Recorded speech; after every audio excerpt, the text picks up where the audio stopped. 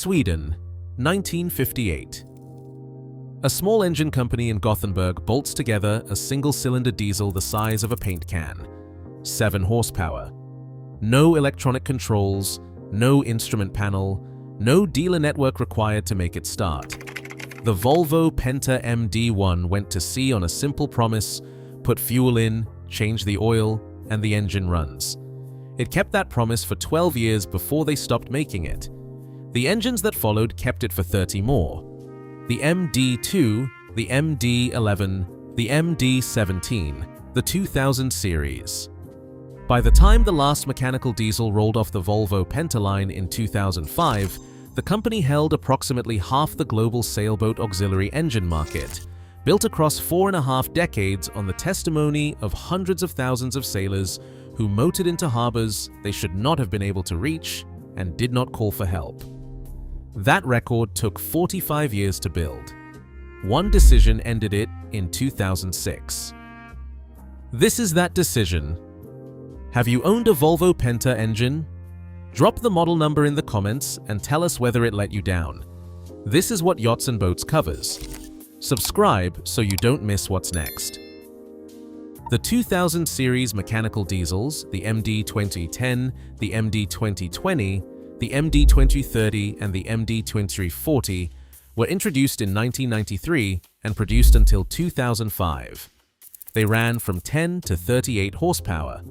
Perkins industrial engine blocks, marinized by Volvo Penta, painted their signature green and bolted into more Beneteau, Bavaria, Hanse, and Hallberg Rassy production sailboats than any other engine family of that era. The mechanical injection pump required no software, no firmware, no calibration tool. It ran on whatever diesel you could find. Fuel quality varied from the refineries of Rotterdam to the drums at a fishing dock in the Tuamotus. A sailor in the Marquesas Islands or the Azores could rebuild one with parts sourced from any agricultural supply depot that stocked Perkins components, because the Perkins 400 series was not a marine-specific design. It was an industrial engine that happened to run boats. The industrial supply chain served it worldwide. Forum records from YBW, Cruisers Forum, and Sailing Anarchy document MD 2020. Engines reaching 8,000 and 10,000 hours with nothing more than oil changes, filter replacements, and the occasional impeller swap. One owner in a YBW thread from 2021 reported 3,500 hours in his first 8 years, with no mechanical issues. A 1967 MD2 is still in documented service in Victoria, British Columbia, described by its owner as starting perfectly and running without complaint. A 1963 MD1 logged 35 years of steady use under one owner who called it completely reliable. The Volvo Penta name in the 1990s was not a premium brand signal. It was a reliability signal. It told a sailor that the engine under his companionway stairs was going to be running long after the hull needed its second gel coat. The serviceability of these engines was not incidental. Volvo Penta published workshop manuals that a competent amateur could follow without a formal marine qualification. The injection pump was a standard component that marine engineers on every inhabited coastline had seen before. The freshwater cooling circuit used components interchangeable with commercial truck and agricultural machinery. When a raw water pump impeller failed in a remote anchorage, a sailor could replace it in 20 minutes with a spare he kept in a plastic bag in the tool drawer. The engine asked nothing of the sailor except basic mechanical competence and a willingness to read the service schedule. Both were in abundant supply among the men who sailed offshore. In the sailing market at the start of the 2000s, Volvo Penta and Yanmar divided the new boat engine sector almost evenly, with Beta Marine, Nani, and Westerbeke competing for what remained. Volvo Penta was not the challenger in that market, it was the benchmark. The company itself had history that predated this dominance by a century.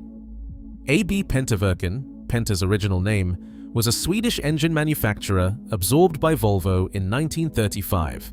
Marine was secondary to the company's truck and industrial work for the first 2 decades of the partnership. The 1950s changed that. In 1954, Volvo Penta produced the world's first turbocharged diesel engine for serial production. In 1958, the MD1, the world's smallest direct injection diesel with an integrated reverse gear, put the company on sailing charts for the first time.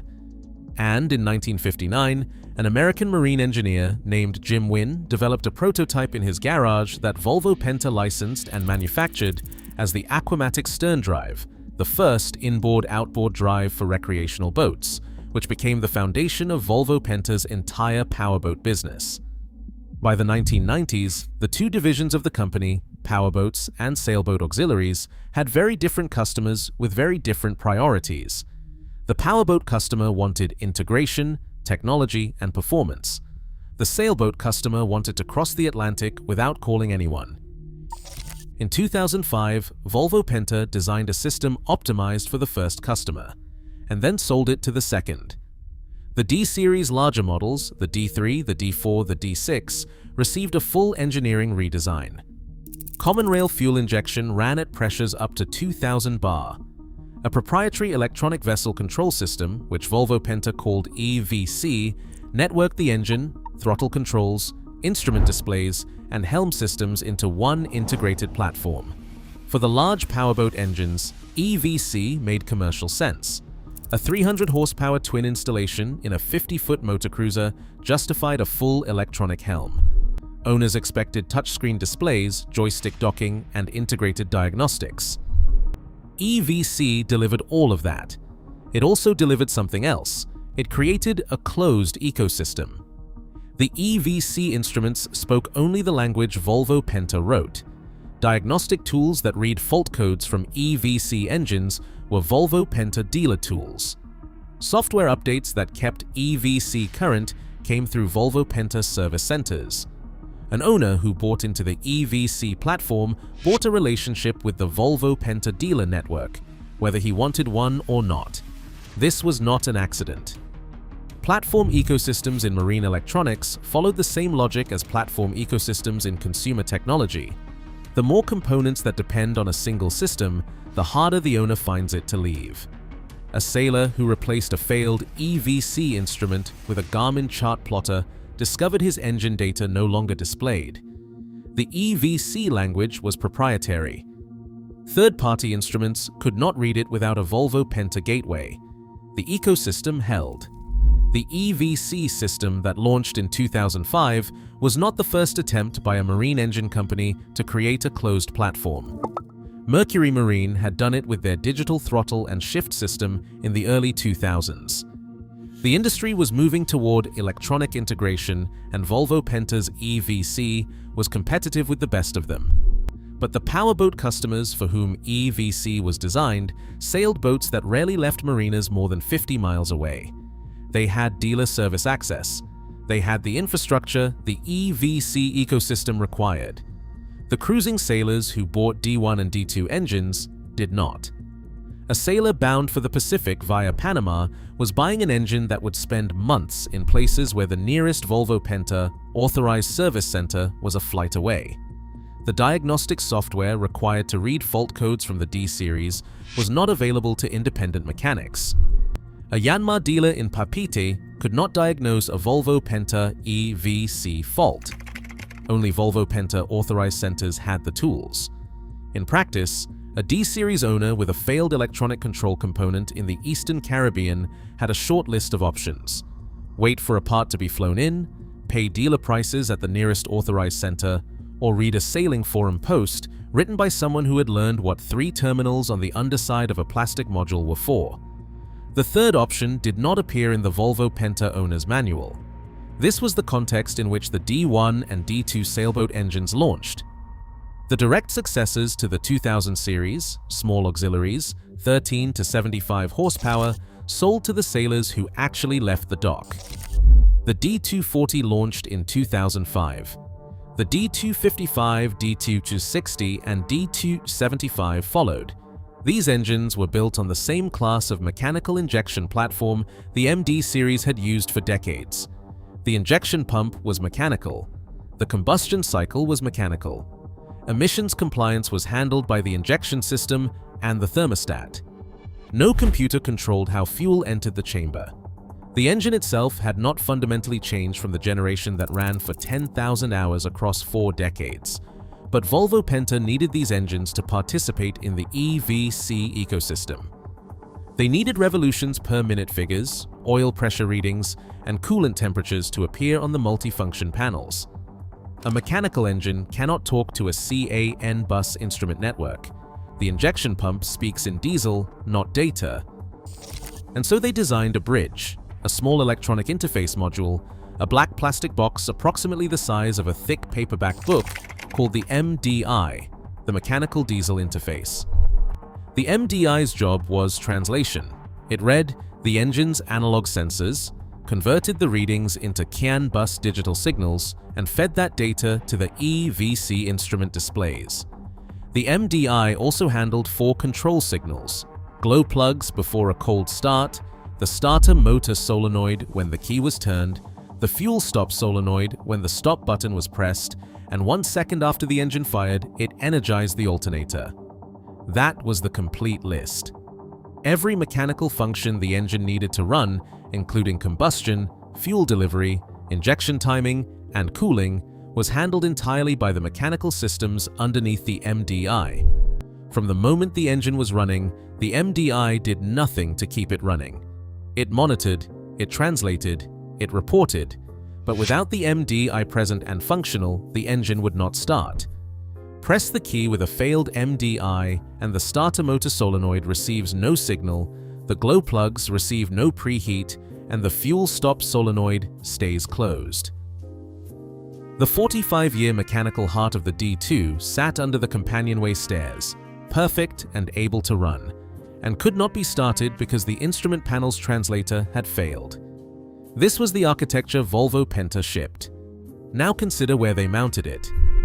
The MDI was factory installed on the side of the water-cooled exhaust manifold. The exhaust manifold on a running diesel is one of the hottest surfaces in the engine compartment. At normal operating temperature, the manifold surface reaches approximately 80 to 90 degrees Celsius. The MDI was bolted hard against that surface, not adjacent to it, but against it. Heat transferred by conduction directly into the module's electronics. The vibration from a running diesel at 2,500 RPM transferred through the same mounting point into the circuit board, the solder joints, and the relay contacts. The module sat inside a sealed engine compartment on a sailboat, a salt air, high humidity environment where corrosion attacks every unsealed electrical connection. Heat, vibration, salt air. Volvo Penta mounted a mandatory electronic module in all 3 at once. Eric Bretcher is a marine engineer and the founder of Nordkin Design, a firm that publishes technical analyses of offshore sailing equipment. In July 2019, he published a detailed investigation of the MDI black box, compiling the full part number. Revision history from publicly available Volvo Penta documentation and examining the electrical architecture of the module. His conclusion was not an opinion, it was engineering documentation. He wrote that the MDI box has zero control over the operation of the engine itself once it is running. On these engines, emissions control and regulatory compliance are entirely met by the mechanical injection system and the thermostat. The only driver behind the many revisions of the module has been reliability. He then published the revision table. The first MDI, part number 3843668, shipped in 2006. The second revision arrived in 2007. A third arrived in 2010. 2 versions appeared in 2011. A new series came in 2015. 2 further revisions followed in 2017. A 2019 variant appeared, and then 2 new part numbers in 2025.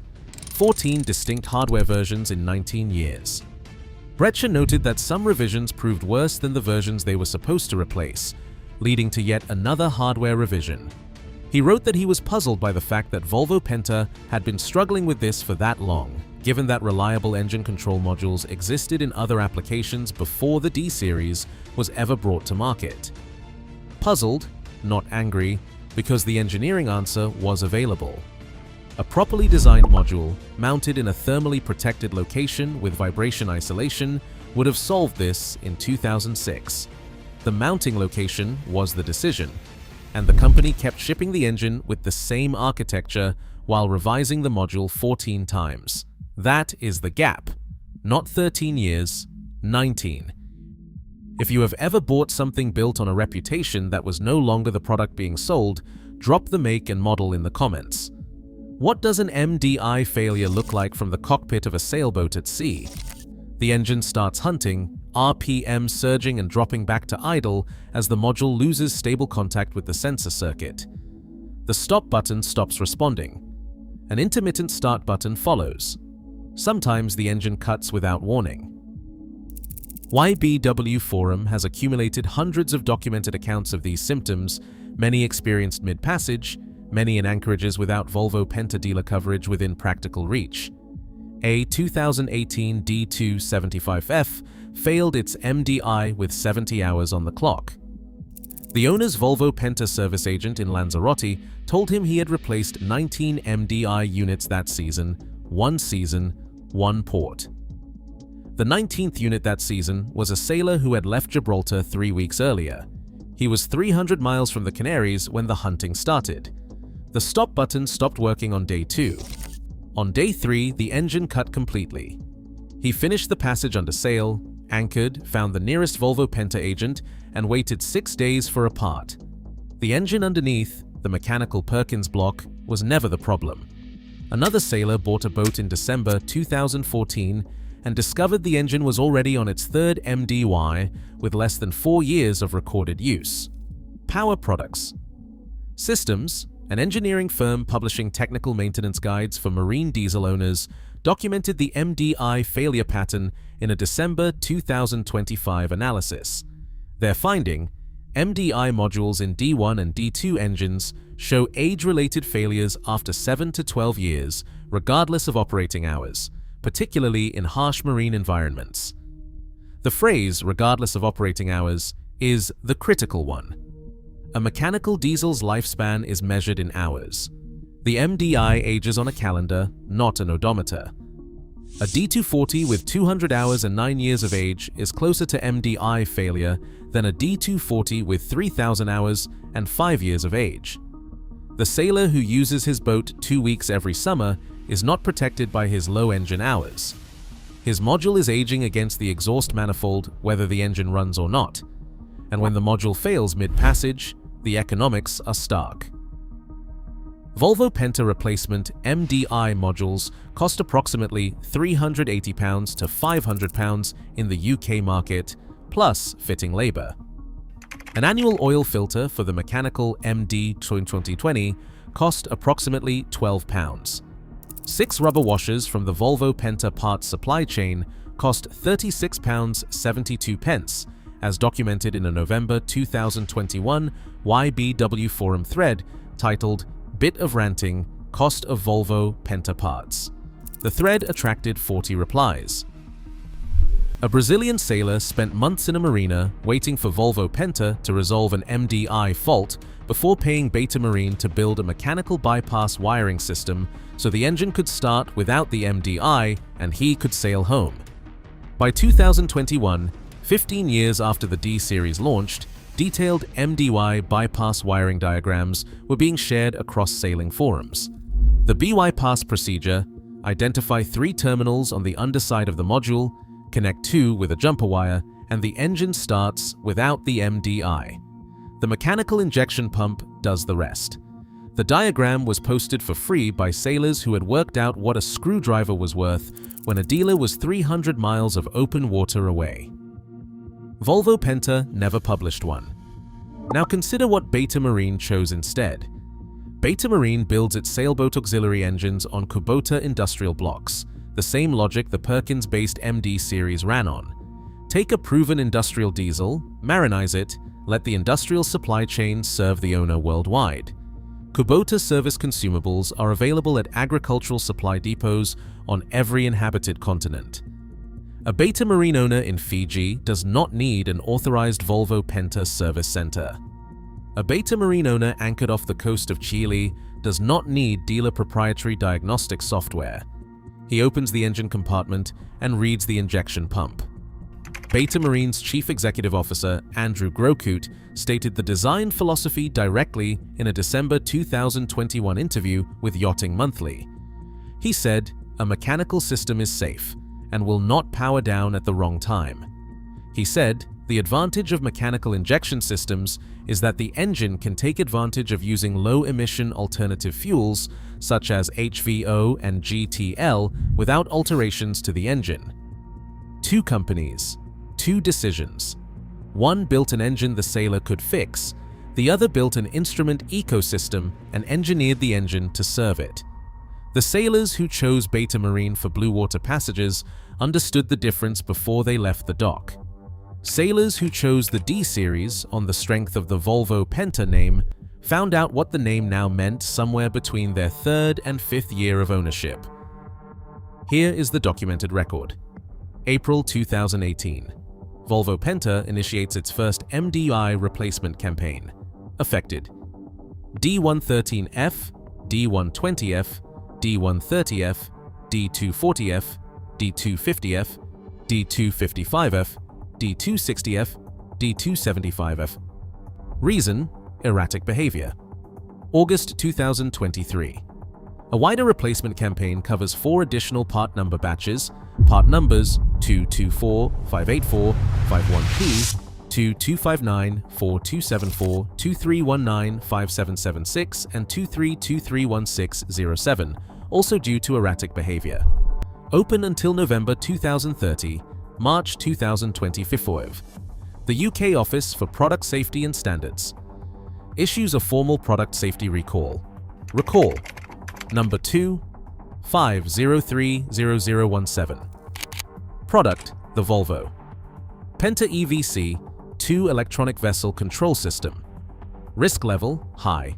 Risk type: injuries and drowning. The hazard description states that a quality issue in the EVC2 software may, under certain rare circumstances, cause an unexpected loss of control of the gear change function, such that at low speeds the driver cannot change gears. Affected: D4 and D6 diesel engines with DPH stern drives, serial numbers A1083946 through A1248292. How many D-series engines run in the world?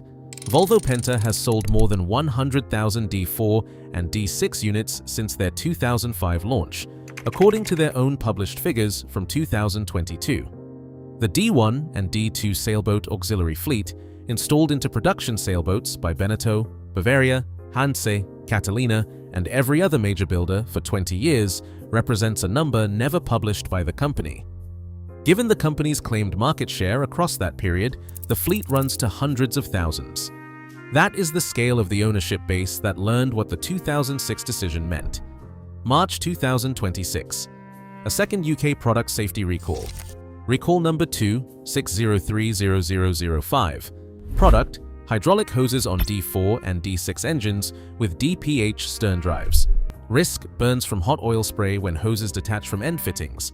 Covers aftermarket hoses supplied between June 2023 and October 2025. 4 government classified product safety campaigns in 8 years.